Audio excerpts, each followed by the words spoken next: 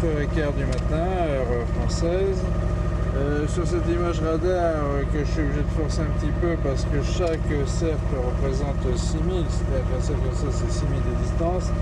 Je suis donc à 6000 de distance de la pointe de Trafalgar, du cap Trafalgar. Au petit matin, j'étais dans le détroit de Gibraltar sans visibilité et je croisais une barque de ces boat people dont j'étais informé.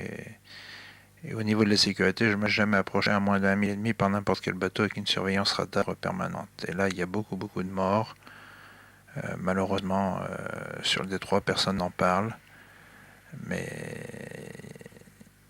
un journal que j'ai acheté un peu plus tard, un journal espagnol qui, eux, traite du sujet. Le journal est daté du 29 juin, c'est-à-dire le jour où je passais, en fait.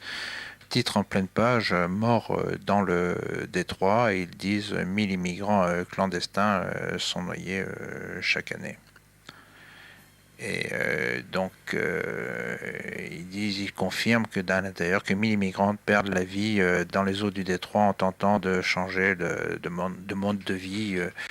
Bon, ils disent qu'en plus d'une occasion, les Noirs sont aussitôt abandonnés à quelques kilomètres de la propre côte marocaine, normalement dans les parages immédiats du Caspartel. Pourquoi? Parce que les courants portent au large, et donc les gens sont purement jetés à la mer, ce qui est absolument affreux.